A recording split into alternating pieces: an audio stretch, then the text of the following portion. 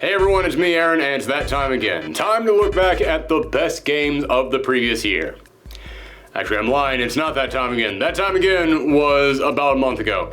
Yeah, I'm gonna come in here real quick. If you guys want to just jump ahead to the list, it will be in the time codes down below. You can check that bar right down there. It'll show you right when it begins.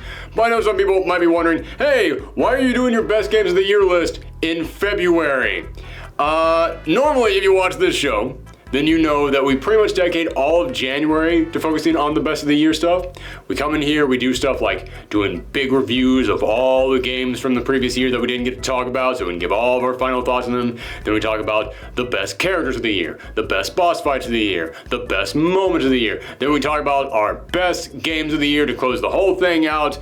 This year my computer died right when I was about to start working on all that stuff.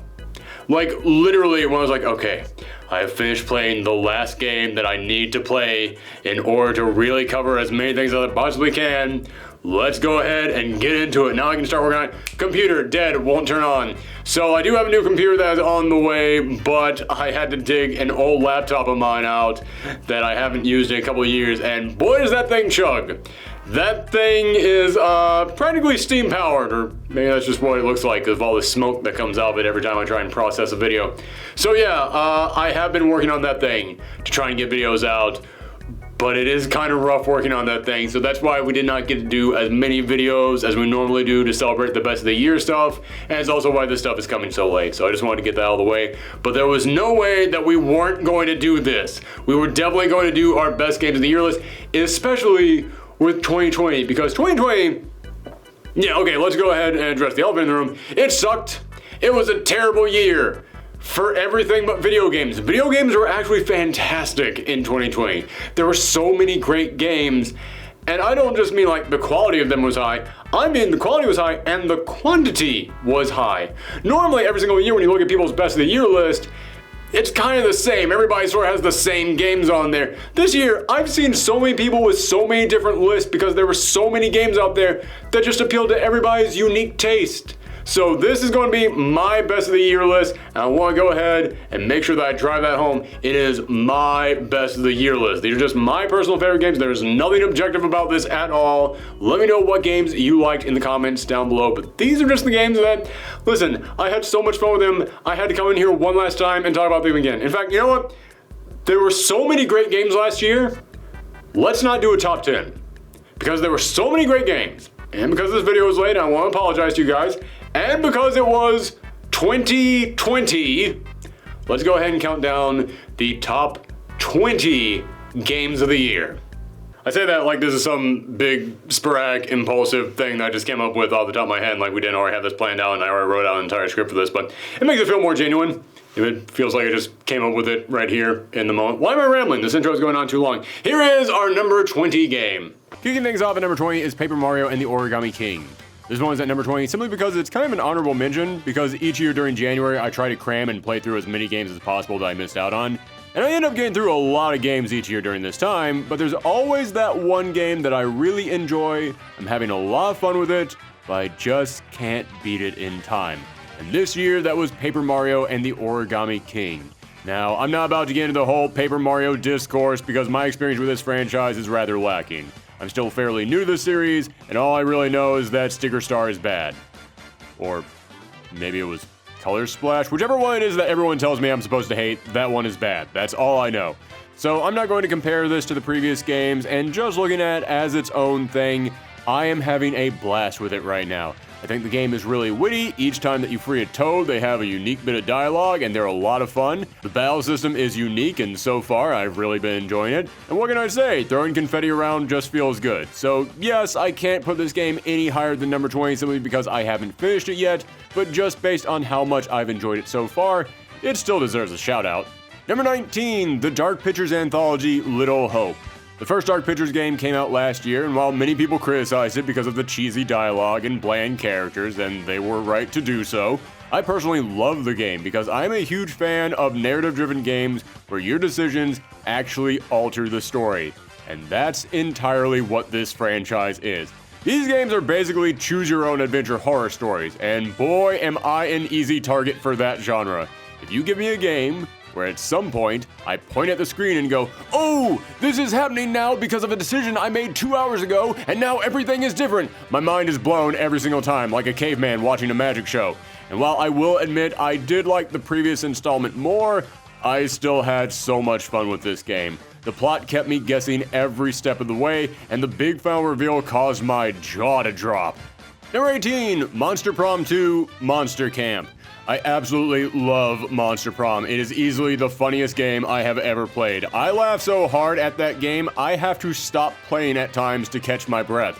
So the people behind Monster Prom held a Kickstarter to raise money for a sequel, which was going to be a combination of 3 smaller games, one that was basically just going to be a mini version of the original Monster Prom, and 2 other ones that would be completely new types of games. But the Kickstarter did so well that they decided, screw it, rather than one game that has 3 mini games inside, let's just make 3 full-size games. And this year, the first of these new games came out, and this was the one that was originally meant to just be a smaller version of the original game, so now it's just been blown up to being another version of the original game, and yeah, it's just the first game all over again, just with a few new characters and a new setting.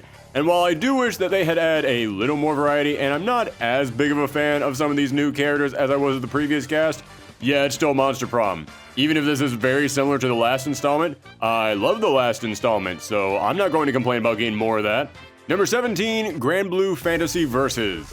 If you guys have been on this channel for, well, even a few months, then you know I love fighting games. They have been my gaming addiction ever since I was a kid. And even though 2020 was a really good year for games in general, it kinda sucked for fighting games. I know there were a few smaller releases here and there, like Them's Fighting Herds finally came out. My Hero Academia had a new game that was pretty fun, but when it came to the big releases, this year was kinda dead. But we did get Grand Blue Fantasy Versus, and I have to say, despite the fact that I know nothing about this property, I still had a really good time with it. I dig the mechanic of being able to do a special with a simple button press and a direction, but then you have to wait for that special to recharge. It's an idea that I didn't think would work, but it actually provided decent strategy while being super accessible. Also, it's Arc System, so obviously it's going to look gorgeous. And as I said, I know nothing about this franchise, but I did find many of these characters to be really likable. Lil Wayne is going to go down as one of my favorite fighting game characters of this generation. His dialogue with his brothers cracked me up every single time, and damn if his theme isn't amazing. I could listen to this thing every single hour of every single day. You listen to this track, which by the way is just called Party People, and tell me you don't want to get up and dance.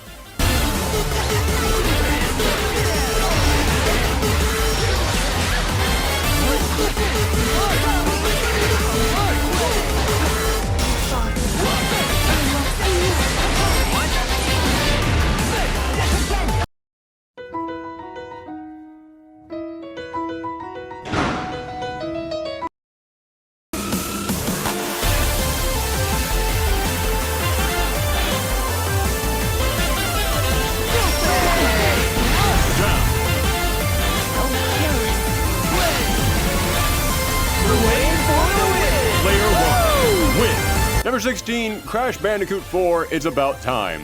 When I was a kid, I wasn't the biggest Crash Bandicoot fan, but I did have some love for the orange marsupial, and when I picked up Crash Bandicoot 4, I was immediately won over by the fact that, oh my gosh, it's Crash Bandicoot. Yeah, after years of people trying to figure out what to do with Crash, it was kind of amazing to get a game that just said, let's just make another Crash game, and make it good. But they didn't just copy and paste one of the old games. No, there's tons of great new additions and tweaks to this game that take the spirit of the old games and advances it to new levels. That being said, yes, it is way too hard to try and complete this game.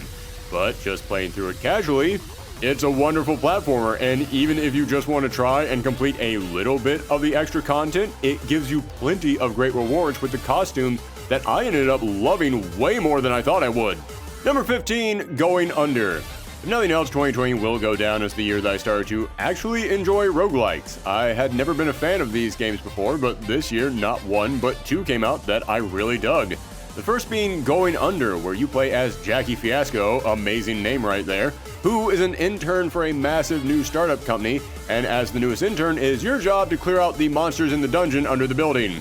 The combat is pretty basic, but I do love that literally anything can be a weapon. It feels great bashing enemies over the head with just random office equipment. but the real star of the show is the sense of humor and the relatability. As someone who spent their early 20s working a few unpaid internships where I was constantly running around for no pay doing stuff well outside the job description, man, there were so many moments that I looked at Jackie and said, yep, been there. Number 14, Animal Crossing New Horizons. So, full confession, this was my very first Animal Crossing. My wife has been a huge fan of the series since forever, so I have some exposure to it, but I've never touched the franchise myself. Last year, when the world was turned into a flaming wreckage of never-ending chaos, I decided, you know what? Let me check out the relaxing island vacation simulator. And I won't lie, even though it is not my kind of game and I did not spend a ton of time on it, it did give me that nice breather that I needed. It felt good to have a game that I could just pick up and play for a few minutes at a time and then put it right back down and then come back to it whenever I want. Just casually chilling and cleaning up the island and maybe fishing or just talking to some random villagers. And you know what? I really came to enjoy these villagers. They're just too darn cute. This little ram guy who is always talking about working out, I have only had him for a few months, but if anything happened to him, I would kill everyone in this room and then myself. Number 13, Demon Souls. This one is simple. Listen, I like the Souls games. It took me a while to get into them, but eventually they sunk their claws into me and didn't let go. And while Demon Souls might have been the very first game in this franchise, mean it is a little unpolished compared to what Souls-like games have become today, the PS5 remake of Demon Souls not only fixed a lot of the small nitpicks which all add up to a much smoother experience, it also looks just flat out stunning. Listen, I'll be real with you guys. This is getting on this list one half because I actually just enjoyed the game itself, and one half just because I'm oohing and awing over how good the PS5 looks and being amazed at how fast everything loads, but what can I say? I'm a simple man, and oh my gosh, that castle is really pretty. Number 12, Mortal Shell. Hey, did I mention that I like Souls games? Yeah, sorry that these two are back to back, but it's just how it worked out. Mortal Shell was a little indie game trying to capture the spirit of the Souls games, and wow, did they ever nail it. Not just with the aesthetics, but more importantly, with the world they created. I think that's something that so many people trying to create Souls games forget. It's not the difficulty or dropping your experience or dodge rolling that makes the game special. It's creating a big mysterious world that you want to get invested in, and between all the lore, the design, the stellar voice acting, I was eating it up in this game. As I said, this was a little indie game. Someone please give this team a giant budget to make something because I need to see what else they can do. Number 11, 13 Sentinels Aegis Rim. 13 Sentinels is one part tower defense game and one part interactive visual novel where you play as 13 teenagers back in 1980s Japan, and they have to suit up in mechs to defend the city. However, the way the story is laid out is what makes it special. You get to choose to watch the story of each individual character making a few interactions here and there, and each chapter of their story that you play through will open up new paths, unlock new characters for you to play as, and more importantly, will provide you with a new piece of the massive puzzle that you are attempting to put together. And that is the big appeal of this game.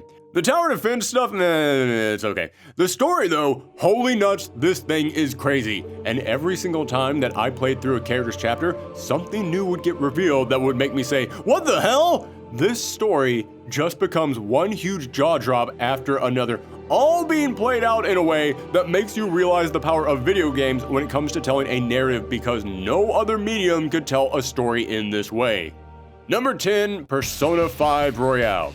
Okay, this one is almost another honorable mention because I'll tell you right now, I love Persona.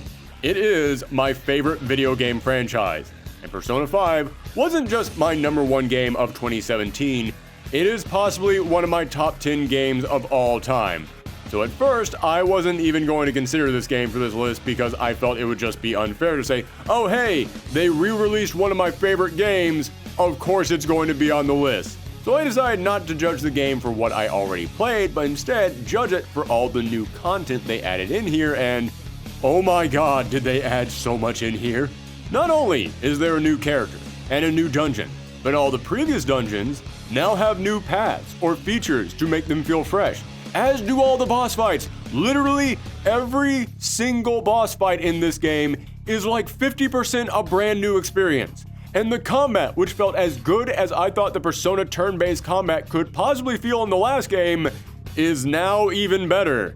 And there's new mini games, and new parts of town to explore, and new decorations around the town, and there's a base to customize, and new interactions with your party members, and geez, it is so insane how much they add in there. So yeah, I can't put it too high because it just feels like cheating since 70% of this game came out 3 years ago, and I spent so much time back then just praising it nonstop. But that new 30%? Yeah, it totally deserves to be on this list. Number 9. Fall Guys. Well, mark this up there as probably my biggest surprise of the year. I remember seeing previews of this game at PAX and thinking, oh, that doesn't look like anything I'd be interested in, but it was free on PlayStation Plus, so I decided, yeah, what the heck, I'll check it out, and oh, sweet merciful bean god, did I fall in love with it. The crazy tracks, the goofy physics, and the insanely catchy tune that is constantly playing in the background, it all made for one of the most pleasant gameplay experiences I had all year. I know it's not some big crazy 100-hour long story, it's not some perfectly balanced mechanical masterpiece, it's just pure fun. But you know something? That's okay every now and again. It's totally fine to have a game that is just nothing but goofy, wacky fun. And this was the emotional sugar rush that I needed this year. And when you actually win a match, it is one of the highest highs I felt playing any game all year long. Yes! Sorry, Peach. Oh my god! I saw him in the distance too! I saw when they landed, and I was like, oh, we're on the same field, but I noticed he had like nothing left over there. Oh my god!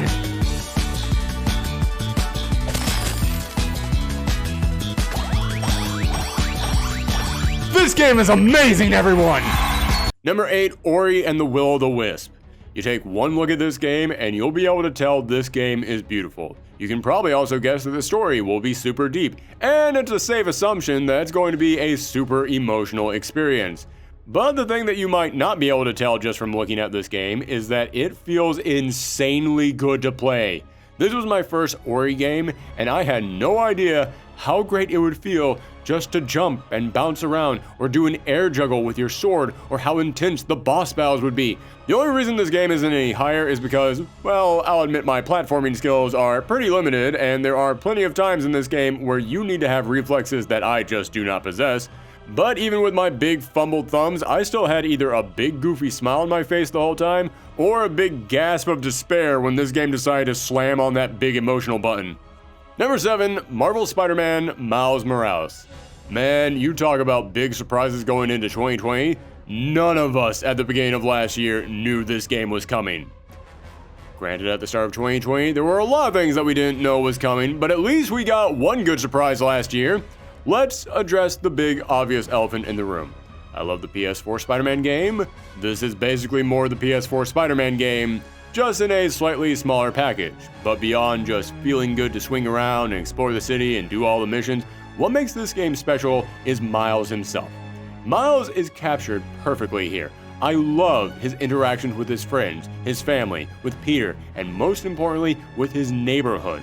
I applaud the last Spider-Man game for making Pete feel like a part of the city, and they took that so much further with Miles, really playing into the whole friendly neighborhood side of Spider-Man, and the story of him taking that responsibility that is so important to this man, and seeing how much that weighs on him, how in over his head this poor kid finds himself, but watching as he rises to the challenge.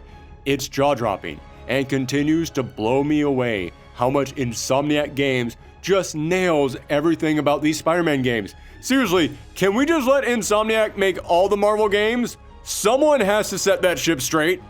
Number 6, Neo 2. This game has so much going for it. There's so much story, there's so much customization, there's so much variety in how you can fight, but I won't go into any of that because I didn't really care about any of that. I barely paid any attention to the story. My character's body was just one of the pre-made settings with a little goofy tattoo that I decided to add, and I didn't even touch about 80% of the combat variety. I put all my skill points into swinging my big axe around like a caveman and just learning how to dodge out of the way. So why did I love this game so much? Because no other game this year gave me a rush of adrenaline quite like this one did. The combat is brilliantly balanced, and the monsters are low with variety, and that shoulder check move you have is maybe the most satisfying mechanic in any game I played this year. And the boss fights? Holy cow, there are over 20 boss fights in here, and all but 3 of them left me saying, that was awesome. And yes, it is another Souls-like game. I've already said I enjoy that formula, but this game improves on that established formula in so many ways. Save spots are never too far away. Shortcuts are plentiful, and there's so many items to power yourself up that I didn't even realize how broken I could have made my character until the very end of the game.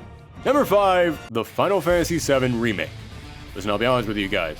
I did not go into this game with a lot of nostalgia, and I think that's important to point out because I have seen so many other people putting this game on their 10 best games of the year list, and their justification largely is, man, this reminds me of the first time that I played this game. I don't really have that feeling. As I said in our review, my history with Final Fantasy VII was rough because my original PlayStation died halfway through the game. Then when I got PlayStation 2, I lost my memory card, so I never went back and restarted that massive quest because I didn't want to cram about 30 hours into it before I could actually get to something new. Also, if we are laying all of our cards on the table right now, I have not exactly been a fan of Square's last couple RPGs, and especially the ones from Nomura. The more I thought about Final Fantasy 15, the more I really started to dislike it, and Kingdom Hearts lost me a long time ago. But, with all that being said, not only did I find this game to be a genuinely fun RPG that really expanded upon the stuff that I did remember from the original game, it also reminded me of why I love these characters in the first place. Heck, it even made me like them more. Tifa is flat out adorable. I now remember what a genuinely interesting character Cloud is, and words cannot describe how much I now love Barrett. He shifted at a breakneck speed from being a character I cared nothing about in the original to now being my favorite in the entire game. And of course, the twist. Yes, I will admit I still have hesitations going forward because of who is working on this game, but damn it, that twist was amazing. I think we will all remember how blown our minds were when we realized, wait, are they doing what I think they're doing? As I said, I never returned to Final Fantasy VII after my original PlayStation broke because I didn't want to go back and play through all those hours of content just to get to something new. And over the years, many other games have tried to tempt me to return to this world, and I never have. But the Final Fantasy Remake has done the impossible and made me actually want to return to this game and play through it all over again, because now I have to prepare myself for Final Fantasy VII Remake Part 2. Number 4, Doom Eternal. Doom Eternal is the most video game to video game in 2020. I thought Doom 2016 was probably the best Doom experience that we could possibly get, and I know some people are going to disagree with me, but I think Doom Eternal took pretty much all the things that were great about Doom 2016 and did them just a little bit better. The shooting feels great, the jumping feels great, the ripping and tearing both feel great. That enemy with the shield is kind of a jerk. Okay, there is a reason why this game isn't in the top 3, but the stuff in this game that works, it's almost perfect. There is some big crazy story here that if you're a big Doom fanatic will provide you with some deep lore dives and fun references. I grew up never really playing first-person shooters, so my Doom history knowledge is rather lacking. But I didn't need any of that. I didn't need all the lore. I didn't need all the history. All I needed was the gameplay, which just kept my heart racing like no other video game this year. Number 3, Ghost of Tsushima. Okay, I know by now you're probably getting sick of me saying this game was a surprise to me, but I can't help it. I have to bring it up here again because holy crap did this game surprise me. I know a lot of people went into this game with high expectations, but I'll be honest with you, I didn't get it. Okay, that's not entirely true. I saw the trailers, and yes, it did look beautiful, and the combat and the sneaking we saw looked impressive, but historical games firmly set in reality with an emphasis on stealth, boy, you just went down the checklist of things I'm not interested in. I looked at those trailers and I thought, well, someone is going to enjoy that. Won't be me, though. Guess what? It was me. I fell in love with this game. I wanted to do every single side quest. I wanted to find every secret location. I wanted to climb every mountain and run through every field because the gameplay loop of I'll just go over here and do this one last thing was so addictive. And the characters, my gosh, the characters are incredible in this game. One of the strongest collection of characters in any game this year. And Jin's story of how he has to go down this darker path, and we see it weigh on him. But then we watch as his character goes through a full change, impacted by every single little thing, and even seeing the negative consequences of his actions while still having to embrace this path because it's what he must do. Well, let's just say that after another game I played this year that tried to tackle a very similar story, it felt awe-inspiring to see a game tell that story so well. Sorry, I had to get that out of my system one last time. Number 2, Yakuza Like a Dragon. And now, the highest ranking game that I didn't get to talk about this year. Yes, I didn't get to review this game because I played it so late in the year, and yes, that is a shame because now it means I have to sum up how much I love it on this list, and I've only got about a minute to do it. Here goes. Ichiban Kasuga is one of, if not the most likable video game character of the year. The combat, while having a few clunks to it, is insanely creative with how it interprets real-world concepts into crazy RPG turn-based combat mechanics. The story is deep and says so much. It is honestly amazing to play a game this year that was not afraid to make really big, bold statements, not about some imaginary world, but about real-world issues. The minigames and side quests are so plentiful, and all of them just felt so entertaining and rewarding that I could literally run around all day, not doing anything in the main storyline, and just playing the side quest content. I mean, hell, there is a kart racing game in here, and it's a legitimately good kart racing game. Like, they could have not included this in the main game, packaged that by itself and sold it for $20 or $30 as DLC, and it would have been a steal, but they didn't do that. Instead, it's just here, already in the game, for free. And the tones in this game, this is one of the only games I have ever played where you can get me so overly emotional at the deep bonds that two old friends are sharing, and it ends up making me genuinely feel for everyone involved in the story, but then 10 minutes later, I am laughing my head off because I'm getting into a boss fight with a giant Roomba or a monkey driving construction equipment. This game always knew when to get serious and deep, and then when to get over the top hilarious. I started this game at the tail end of December, and I planned on just running through it as fast as I could because I had so many other games that I had to get to before the end of the year. And currently, I have over 80 hours in this game, and I'm still trying to get all the trophies so I can platinum it. You have no idea how close I got to making this my game of the year. It is neck and neck. But in the end, the number 1 game barely squeaked by. What game is that? Well, if you've paid attention to this channel this year, then you already know the answer to that because it's the only game this year I gave a perfect 10 out of 10 to. This ought to be interesting.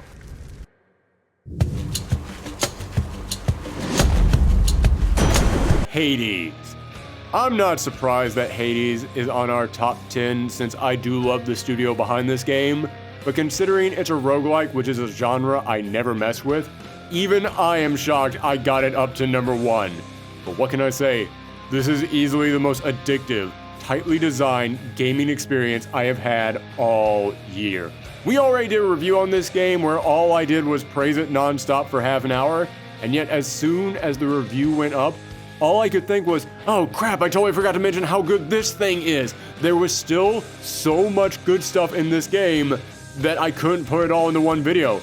I didn't mention how each time you die, it progresses the individual storylines of each of the characters ahead by a bit, meaning that each time that you go through a run, you can't wait to get back to the home base, so that way you can try and move all your side quests ahead. That way the game actually rewards you just for playing, whether you win or lose. I didn't talk about how many of your weapons have secret ways to level them up that you get through unique interactions that encourage you to keep testing them out again and again. I didn't even talk about Skelly. Oh, Skelly, you're too good for this world. But then there's so much that I did talk about in that review that I want to just keep elaborating on. I want to keep talking about how this game just creates that perfect drive of, okay, just one more run. yes, I know that each run takes an hour and it's already 4 o'clock in the morning. Just give me that one more run. I want to keep talking about how this game creates an urge in you that I haven't felt since I used to play card games where you want to mix and match abilities to see what weird combos can work with each other. And I want to keep talking about the characters because, oh my gosh, do I want more content with them. I will pay for a DLC pack that has just more gods with more boons, or hell, just more dialogue with the characters that we already have. This game gave me almost 100 hours of pure joy this year, and I want more.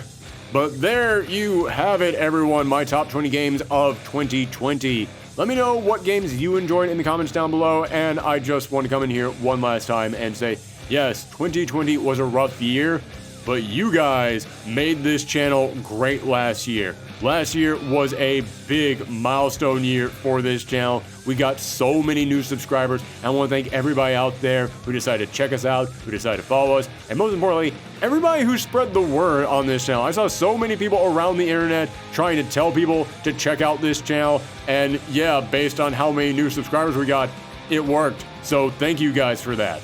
But if you are brand new to this channel and you haven't subscribed yet, then take a look around, see what you like. We've got some recommended videos popping up right there. You can always click on the subscribe button and click that thumb up so that way you don't miss any of our content. Thanks again, everyone who checked out all of our stuff from 2020, and I promise you we are going to keep all of that going in 2021. Thanks for tuning in, everyone. Stay safe out there. Come back next time.